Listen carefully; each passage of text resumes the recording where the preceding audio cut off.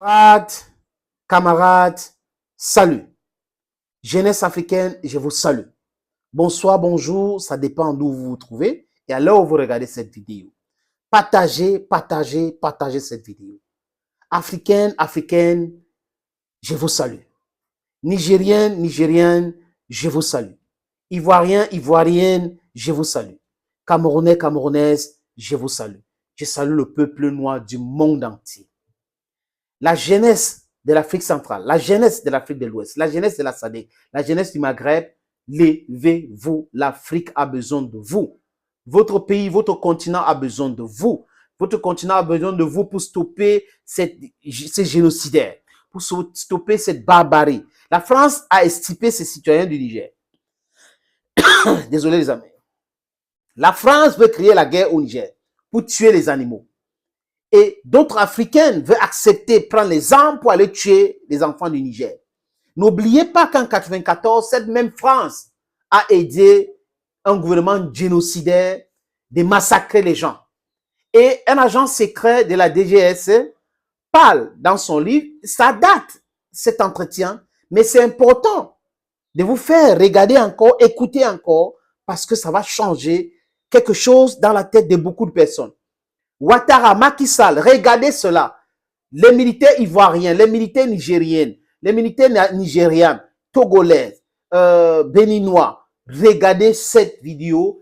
C'est très important pour vous. N'acceptez pas que Ouattara vous envoie au Niger. N'acceptez pas les Togolais, les Béninois, que comment s'appelle, Sénégalais, que Macky Sall, que Fort Eyadema, que comment il s'appelle, l'ami de Yahi Bounila, Patrice Talon et Tinubu vous envoie mourir. Parce que Wagner est déjà au Niger. 4500 hommes avec les équipements aguerris, modernes, pour abattre même les avions. Comme la France s'amuse à violer l'espace aérien nigérien là, ha ha ha, it's going to come back on you. So be very careful. Les amis, ce monsieur parle de comment la France a soutenu un gouvernement de génocidaires au Rwanda. Donc la France officielle soutient que des criminels pour les intérêts égoïstes de l'élite corrompue française. Chers amis, chers peuples africains, regardez ce. C'est que c'est ce pouvoir qui commettait le génocide. Voilà. Donc nous sommes entrés du côté des génocidaires. Et moi, ma première mission, qui était ma spécialité à l'époque, c'était de guider les frappes aériennes sur le terrain. Parce que pour que les frappes aériennes fonctionnent, il faut qu'en fait il y ait une équipe très très proche des cibles. Et donc j'avais été intégré dans une unité de combat de la Légion étrangère.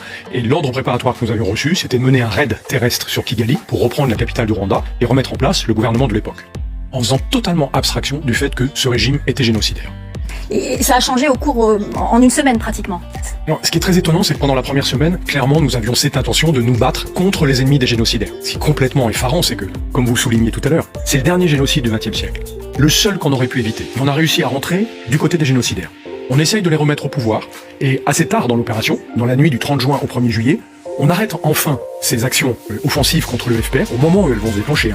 Je suis absolument persuadé que c'est parce que l'Élysée, à ce moment-là seulement, a pris peur que la France soit condamnée pour complicité de génocide.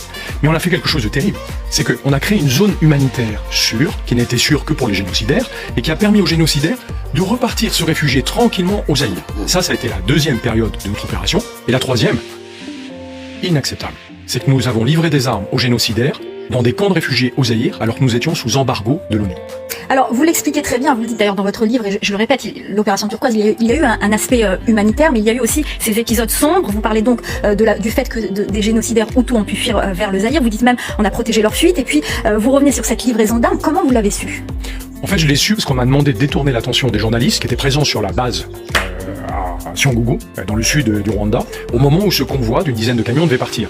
Et c'est en me demandant de détourner l'attention des journalistes que j'ai compris que c'était un convoi d'armes. Et le soir, au débriefing, j'ai été effaré des arguments qu'on nous a servis pour justifier cette livraison d'armes, qui étaient en gros, il faut donner des signes d'apaisement aux soldats du gouvernement, parce que sinon ils pourraient se retourner contre nous. Comme si en réarmant des soldats, on les rendait moins dangereux. Je souligne quand même une chose, c'est que dans toutes ces actions, et dans mon témoignage, en aucun cas je ne mets en cause mes compagnons d'armes. Ils ont fait ce qu'ils pouvaient de manière très Alors justement, vous le dites, certains officiers ont contacté le plus haut sommet de l'État, ont essayé de faire passer le message que c'était pas une bonne idée de livrer des armes à de potentiels génocidaires dans ces camps, au Zaïre, l'actuel RDC.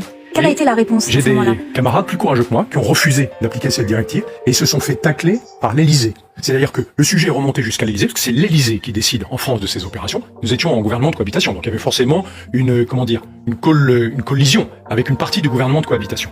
Et Ces ordres ont été confirmés par l'Élysée, continuer à livrer des armes dans les camps de réfugiés en allant contre la plus évidente éthique des officiers français. Enfin, je veux dire, ce qu'on a fait est totalement inacceptable. Et ce qui est inouï, c'est que non seulement on l'a fait, mais en plus ces décideurs politiques le cachent depuis un quart de siècle. Donc ils s'autorisent à le refaire et surtout, ils évitent d'avoir le moindre compte à rendre sur le sujet puisque nous n'avons pas le droit d'accéder aux archives d'une opération qui, je le rappelle, a été présentée comme humanitaire.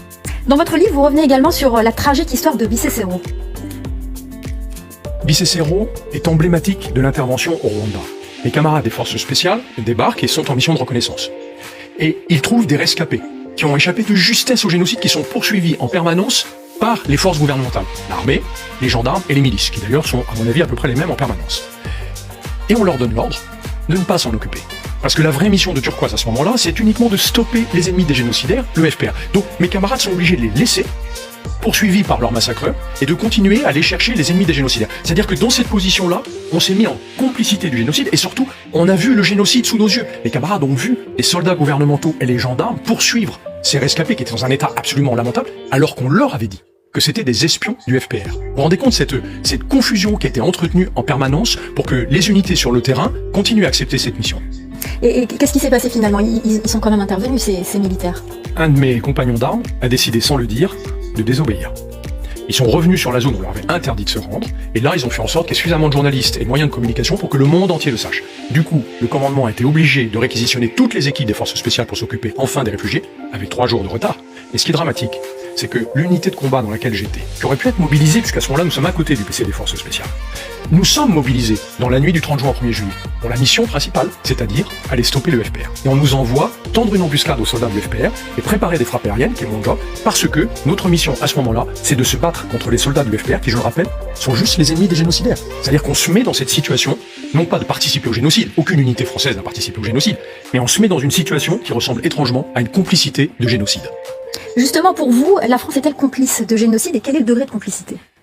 Ça n'est pas à moi de le déterminer. Ce que je raconte simplement dans mon livre, qui est un témoignage très factuel et très partiel, c'est que ce que nous avons fait est susceptible d'être qualifié de complicité de génocide. Je le répète, pas de participation au génocide, de complicité de génocide. Et ça, c'est inacceptable parce que nous avons été obligés de le faire, parce qu'on nous a donné les ordres de le faire. Donc c'est vers les décideurs politiques de l'époque qu'il faut se tourner et leur demander des explications sur les raisons pour lesquelles ils ont pris de telles décisions. Avez-vous des regrets? Je vais vous dire, mon regret le plus important, c'est que d'abord, c'est le seul génocide qu'on aurait pu éviter. J'aurais aimé me battre contre les génocidaires. Ça m'aurait fait vraiment plaisir et je pense que mes compagnons d'armes auraient adoré. Et la deuxième chose, c'est de ne pas avoir été assez rapide pour sensibiliser les Français au fait qu'ils devaient avoir accès à ces archives pour qu'on puisse enfin savoir ce qui s'est passé réellement pendant cette opération. Je n'ai qu'une toute petite pièce du puzzle. Elle est incompatible avec la version officielle.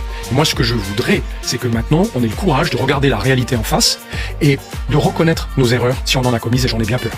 Quel serait votre message aux jeunes officiers français qui se retrouveraient aujourd'hui dans la même situation que vous il y a 24 ans? La responsabilité d'un officier, c'est de savoir dire non quand c'est nécessaire. Vous parliez tout à l'heure de désobéissance en parlant de Bisesero. Oui, ces officiers... Même si officiellement, ces officiers se sont perdus. Hein. Bien sûr, la version officielle. Ils se sont perdus, c'était juste des spécialistes de l'orientation. Au même titre que certains de mes camarades ont refusé d'obéir à la directive de livraison d'armes. Voilà, je pense que eux font honneur à l'armée française. Et encore une fois, ça n'est absolument pas un réquisitoire contre mes compagnons d'armes. C'est une interrogation démocratique sur ce qui s'est passé et sur la manière dont aujourd'hui en France, on contrôle les opérations menées au nom de la France, mais dont les Français n'ont pas à connaître. Qu'attendez-vous aujourd'hui du nouveau chef de l'État, Emmanuel Macron? Je crois savoir que votre livre lui a été transmis. Qu'attendez-vous de lui aujourd'hui? Ce que j'espère, ce que nous espérons tous, c'est qu'il aura le courage, parce qu'il faut énormément de courage pour le faire, d'ouvrir les archives et de laisser les Français juger par eux-mêmes de ce qui s'est passé dans une opération menée en leur nom.